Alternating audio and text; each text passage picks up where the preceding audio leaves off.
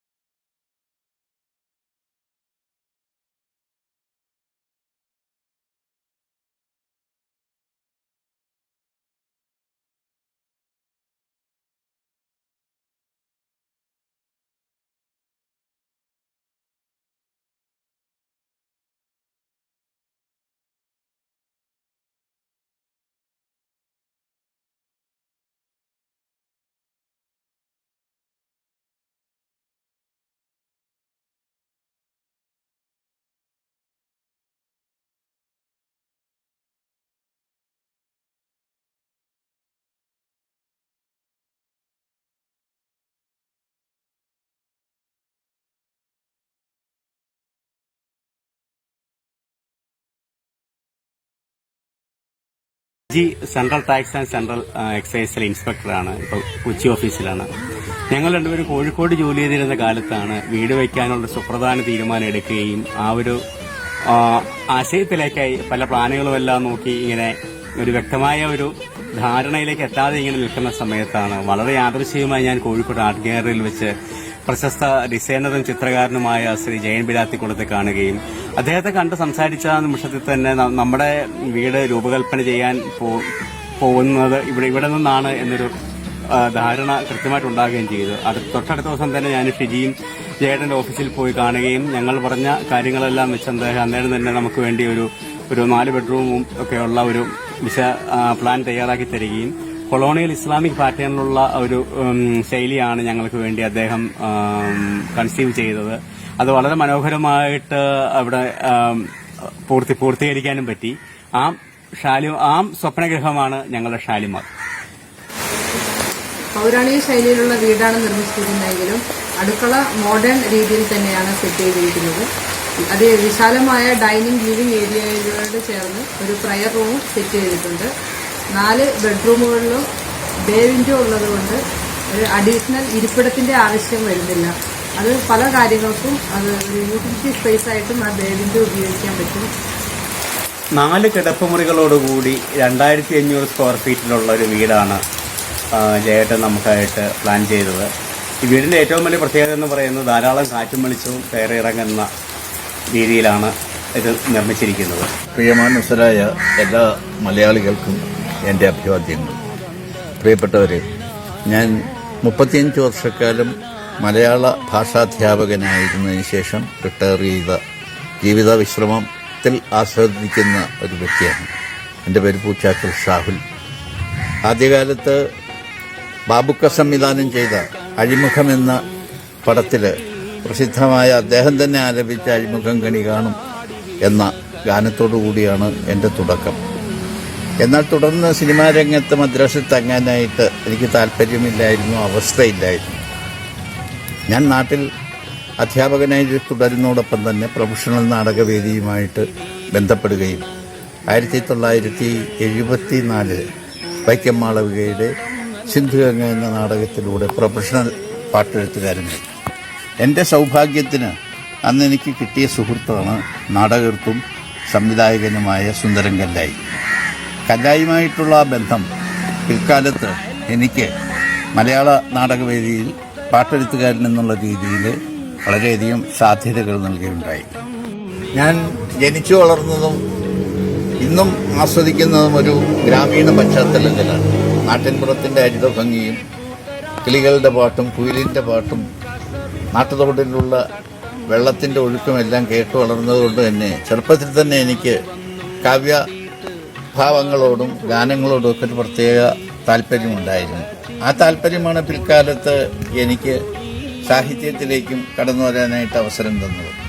ഇത് കഴിഞ്ഞ് പ്രകൃതിയിൽ കിളികൾ പോലും മനോഹരമായ വീടുകൾ ഉണ്ടാക്കുന്നത് ഒരു അത്ഭുതം തന്നെയാണ്.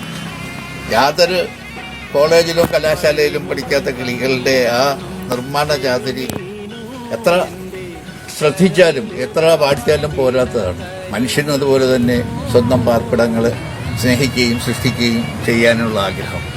അങ്ങനെയാണ് 1973 ഞാൻ പാണാവള്ളി പഞ്ചായത്തിൽ പെട്ട ഓടപ്പള്ളിയിൽ എൻ്റെ ഒരു ഭവനം ഉണ്ടാക്കാനായിട്ട് ശ്രമിച്ചു. ചെറിയൊരു ഭവനമായിരുന്നു. എൻ്റെ ഭാര്യ അമ്പി ടീച്ചർ, ഞാനും അധ്യാപക ജീവിതത്തിൽ നിന്ന് സ്വരുക്കൂട്ടിയ സമ്പാദ്യം കൊണ്ട് വായ്പകൾ കൊണ്ട് എല്ലാമാണ് ആ വീടുണ്ടാക്കി. ആ വീടിനിട്ട പേര് ഷാലിമാർ എന്നായിരുന്നു. അതിൻ്റെ പിന്നെ ചെറുകഥയുണ്ട്. 7ാം ക്ലാസ്സിൽ പഠിക്കുമ്പോൾ മുഗൾ രാജാക്കന്മാർ കാശ്മീരിൽ ചെയ്ത പ്രത്യേക നിർമ്മാണത്തെക്കുറിച്ച് പഠിക്കുകയുണ്ടായി. അന്ന് അവർ അവിടെ ചെയ്ത തോട്ടത്തിൻ്റെ പേരായിരുന്നു ഷാലിമാർ. അതെന്നെ ആകർഷിച്ച പേര് ഷാലിമാർ ഷാഹുൽ അമീൻ. എന്നെങ്കിലും ഒരു ചെറിയ ഭവനം ഉണ്ടാക്കിയാൽ ആ പേരിടണം എന്ന് ഞാൻ നിശ്ചയിച്ചു. അങ്ങനെ ഞാൻ 73 കുടുംബജീവിതം ആരംഭിച്ചപ്പോൾ ആ ചെറിയ ഭവനത്തിന് ഞാൻ ഇട്ട പേര് ഷാലിമാർ എന്നാണ്. പിൽക്കാലത്ത് ജയൻ ബിലാത്തിക്കുളമായിട്ടുള്ള ആ റസലിന്റെ പരിചയം കൊണ്ട് റസലിന്റെ ഭവന നിർമ്മാണത്തിനുള്ള ചുമതല, അതിന്റെ രൂപകൽപ്പന എല്ലാം ജയൻ ബിലാത്തിക്കുളത്തെ ഏൽപ്പിക്കുകയും അദ്ദേഹം ഇവിടെ എത്തി സ്പോട്ടൊക്കെ കണ്ടു, അതിന്റെ പരിസ്ഥിതിയും എല്ലാം നോക്കിയതിന് ശേഷം റസലിന് അതീവ മനോഹരമായിട്ടുള്ള ഒരു ഭവനത്തിന്റെ രൂപരേഖ എഴുതി കൊടുക്കുകയും അതനുസരിച്ച് റസൽ തന്റെ വീടിന്റെ നിർമ്മാണം മുന്നോട്ട് കൊണ്ടുപോയി. കോഴിക്കോട് റസൽ ജോലിയായിരുന്നത് കൊണ്ട് തന്നെ ജയൻ ബിലാത്തിക്കുളവുമായിട്ട് ഇടയ്ക്കിടയ്ക്ക് അതിന്റെ ഓരോ ഘട്ടങ്ങളിൽ ചർച്ചകൾ നടത്തുകയും അദ്ദേഹത്തിന്റെ നിർദ്ദേശങ്ങൾ ഉൾക്കൊള്ളുകയും ചെയ്തുകൊണ്ടാണ് ഈ ഓടംപള്ളിയിൽ റസലിന്റെ ഭവനം രൂപീകരിച്ചത്. ഏതാണ്ട് കഷ്ടിച്ച് ഒരു വർഷം കൊണ്ട് അതിന്റെ പണി പൂർത്തിയായിട്ട് ഈ പ്രദേശത്ത്, ഈ താലൂക്കിൽ എന്ന് പറയില്ലാത്ത അത്ര മനോഹരമായ നവീന കൽപ്പനകളുള്ള ഒരു ഭവനം ഇവിടെ ഉയർത്തുകയുണ്ടായി. കൊളോണിയൽ ടൈപ്പിലുള്ള ഈ ഭവനം, അതിന്റെ ഭംഗി കാണുന്നതിന് പലരും ഇവിടെ എത്തുകയും എൻ്റെ സുഹൃത്തുക്കൾ എല്ലാം അതിനെ വളരെയധികം പുകഴ്ത്തുകയും ചെയ്തിട്ടുണ്ട്. അതിനെല്ലാം സത്യം പറഞ്ഞാൽ അതിന്റെ രൂപകൽപ്പനയുടെ ഉപജ്ഞാതാവായ ജയനോട്, അദ്ദേഹം പ്രസിദ്ധനായ കേരളം മുഴുവൻ ഏതാണ്ട് പ്രവാസികളുടെ എല്ലാം നല്ല സുന്ദര ഭവനങ്ങളുടെ എല്ലാം രൂപകൽപ്പന നടത്തുന്ന ശില്പിയാണ്, കെട്ടിടം നിർമ്മിച്ചു കൊടുക്കുന്ന ആളാണ്. അദ്ദേഹത്തിന്റെ മനോഹരമായ ഇത് പിന്തിരിഞ്ഞു നോക്കുമ്പോൾ എൻ്റെ പുത്രന്റെ ജീവിതത്തിലെ ഏറ്റവും വലിയ സമ്പാദ്യം അവനുള്ള സുഹൃത്തുക്കൾ, അവന്റെ ജോലിയുടെ മികവ്, കൂടാതെ ഈ ഭവനം ഒരു പിതാവിനെ സംബന്ധിച്ചിടത്തോളം, പ്രത്യേകിച്ച് ഒരു കാവ്യഭാവനയുള്ള എന്നെപ്പോലെ ഒരാളെ സംബന്ധിച്ചിടത്തോളം എൻ്റെ ജീവിതത്തിന് അഭിമാനകരമായ കാര്യങ്ങളാണ് ഇതെല്ലാം. റസലിന്റെ ജോലിയും ഈ കെട്ടിടവും ഇവിടെ എത്തിക്കൊണ്ടിരിക്കുന്ന എൻ്റെ സുഹൃത്തുക്കളും അവർ നൽകുന്ന അഭിനന്ദനങ്ങളും, അത് ജയനും വകപ്പെട്ടിട്ടുള്ളതാണ്, എൻ്റെ പുത്രനും വകപ്പെട്ടുള്ളതാണ്. അത് എനിക്കും അഭിമാനകരമായിട്ടുള്ള ഈ ഭവനത്തിന്റെ അഴക്, അതിന്റെ തലയെടുപ്പ്, ഇതെല്ലാം സന്തോഷകരമായിട്ടുള്ള ജീവിതാനുഭവമായിട്ട് ആസ്വദിക്കുകയാണ് ഞാൻ. എനിക്ക് 2 പുത്രന്മാരാണ്. ഞങ്ങൾക്ക് 2 പുത്രന്മാരാണുള്ളത്. മൂത്തയാള് റസൽ ഷാഹിൽ, അയാള് മലയാള മനോരമയുടെ ചീഫ് ഫോട്ടോഗ്രാഫറായിട്ട് ജോലി നോക്കുന്നു. ഇളയാള് റാഫി ഷാഹിൽ, അവന് തമ്പി എന്നാണ് ഞങ്ങൾ വിളിക്കുന്നത്. അവൻ ഹൈക്കോടതി അസിസ്റ്റന്റാണ്. മക്കൾക്ക് 2 പേർക്കും സ്വന്തമായിട്ടുള്ള ജീവിത വരുമാന സൗകര്യങ്ങൾ ഉണ്ടായപ്പോൾ അവരുടെ ഭാര്യമാരും ഉദ്യോഗസ്ഥകളാണ്. അവരും സ്വന്തമായിട്ടൊരു ഭവനം നിർമ്മിക്കാനായിട്ടുള്ള നീക്കങ്ങൾ തുടങ്ങി. അങ്ങനെയാണ് റസൽ തന്റെ കോഴിക്കോടൻ പരിചയ മേഖലയിൽ നിന്ന് നമ്മുടെ പ്രിയപ്പെട്ട ബിലാത്തിക്കുളം